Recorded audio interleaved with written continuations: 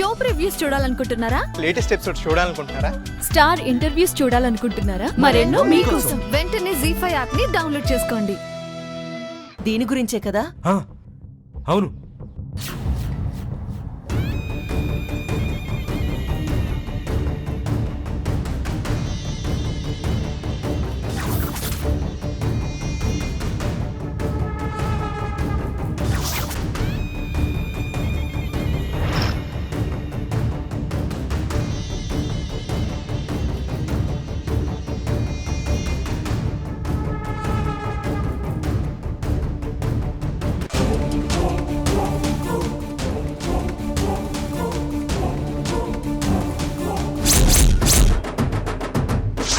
ఆగు!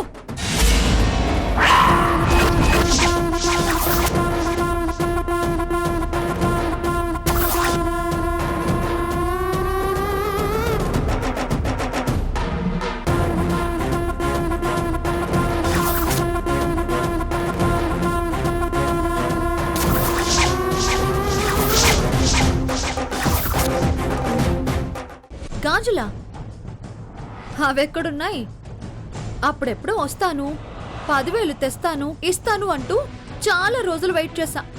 చూసి చూసి నీకు 10,000 పుట్టేది లేదు, వచ్చేది లేదు అని తాకట్టు కూడా పెట్టి పార్టీలో వాడేశా. నో గాజులు, నో ఇవ్వటాలు. చూడు, నా గాజులిస్తే తీసుకువెళ్తాను, లేదంటే నీ ప్రాణాలైనా తీసుకువెళ్తాను. హలో, ఇది నా ఇల్లు, ఆ విషయం మర్చిపోకు. నిన్ను ఊరికే వదల్లే, నీ ఇంట్లోనే నిన్ను పూడ్చిపెట్టి వెళ్తాను. నిన్ను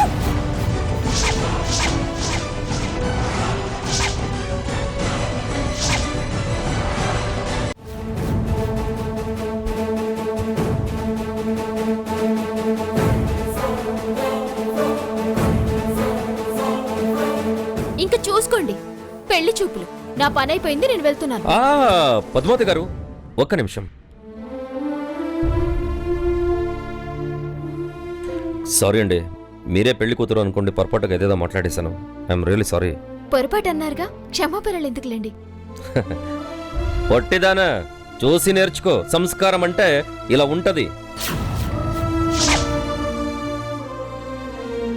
స్నేహం అంటూ చేస్తే ఇలాంటి వాళ్లతో చేయాలి. పద్మావతి గారు, ఇన్ కేస్ ఎప్పుడైనా ఏ అవసరం వచ్చినా నన్ను కాంటాక్ట్ అవ్వండి. సింగం శివమణిలా కలిసి అలా వాలిపోతాను. Just minute, this is my card. Thank you అండి. ఆహాహా, సంస్కారం సాంప్రదాయం అలా నడుస్తూ వెళ్తున్నట్టుంది. నాకు ఒళ్ళు మండుతుంది ఇక్కడ. Oh really? వేసవికాలం చెల్లు బియర్ తాగు, కూల్ అవుద్ది. చూడు, ఎంత పాష్ అయినా ఫ్యాషన్ అయినా కల్చర్ అనే పాడవకూడదు. నేను బాగుండాలి, నలుగురు కూడా బాగుండాలని కోరుకునేదే గొప్పతనం.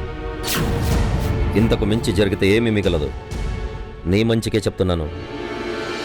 ఆడపిల్ల ఆడపిల్లగా ఉంటేనే బాగుంటుంది. అలా నీ ఒదిగి భయపడు అనట్లేదు నేను. పబ్బుకు వెళ్ళడం, బారుకు వెళ్ళడం ఇవేం గొప్ప కాదు. తాగితే వచ్చే పేరు కన్నా సాధిస్తే వచ్చే పేరు లైఫ్ లాంగ్ మిగిలిపోద్ది. మేము కాపలా కాసేంత రేంజ్లో ఫ్యాషన్గా ఉండకు. నీ పేరెంట్స్ నీ గురించి తల ఎత్తుకుని తిరిగేలా ఉండాలి, తల దించుకొని కాదు. ఏంటి నా క్లాస్ ఇస్తున్నావు? నేను ఇలాగే ఉంటాను.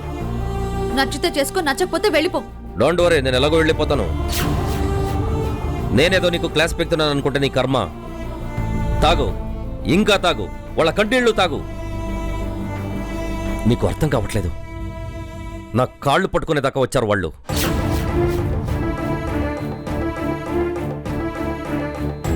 నాది నీకు క్లాస్ అనిపిస్తే నీ బతుకు లో క్లాస్ అవుద్ది. చివరికి ఫుట్బాతే గతి. నువ్వు మారేవనుకో, నీతో పాటు వాళ్ళు కూడా సంతోషంగా ఉంటారు. మారకుంటే చేస్తావు. చూడు, అప్పుడెప్పుడో వదిలానని ఎప్పుడు వదులుతాననుకోకు. ఎలాగూ పాడయ్యే సొమ్మని ఒక ప్రాణాన్ని నిలుపాలని ఆ డబ్బు తీసుకున్నాను. నేను లంచం తీసుకునే ఆఫీసర్ని కాదు, లాఠీ జుల్పించే ఆఫీసర్ని. ఇంకోసారి నాకు నువ్వు దొరికితే మాటలతో మార్చే ప్రయత్నం చేయను, ఏకంగా బుల్లెట్. చూడండి, మీకు పెంచడం చేత కాకపోతే పీక పిసికి చంపేయండి. పీడ వదలొద్ది. ఇలా రోజు చేస్తూ ఎందుకు బతుకుతారు? మమ్మీ డాడీ, నా క్లాస్ అయిపోయింది, బయలుదేరదాం పదండి.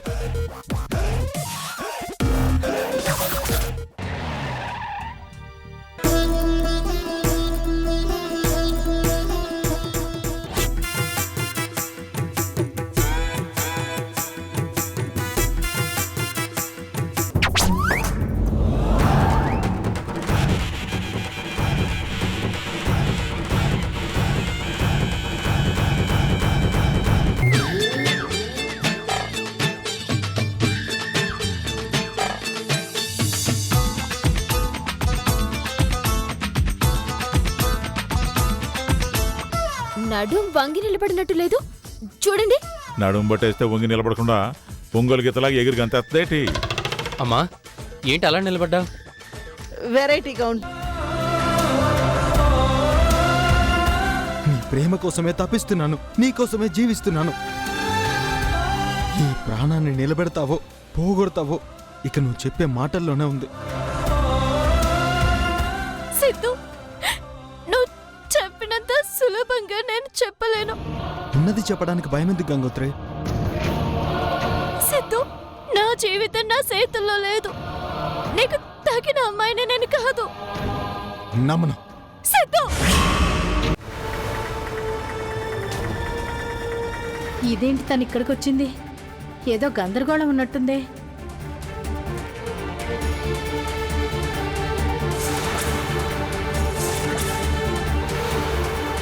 వదిలేవే, సీరియస్ గా తీసుకోకు.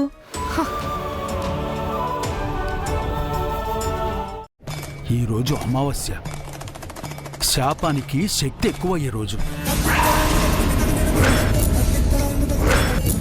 మునుపు శాపం సోకిన కోడళ్ళందరూ ఈ అమావాస్య రోజే మరణించారు.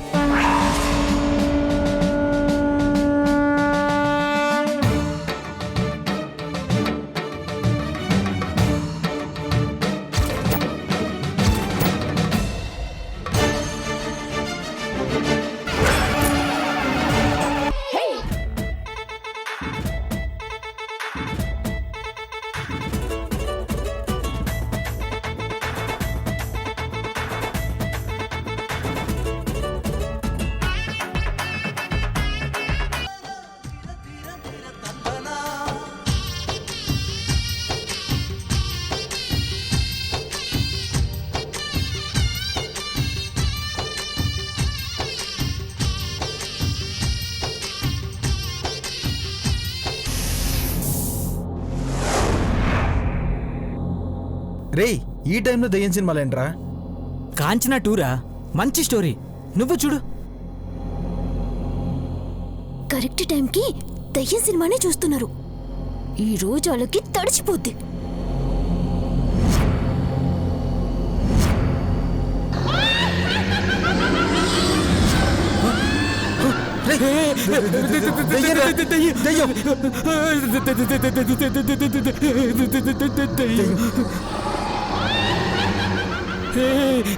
ఎవరు నువ్వు?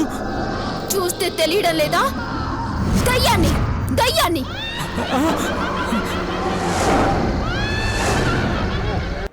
బావా ఇట్లానంట కదా అంటే మా ఆయన అన్నాడు కదా, అట్లా కాదు, ఆమెకు నాకు సంబంధం ఉంది అని చెప్పింది మేడం.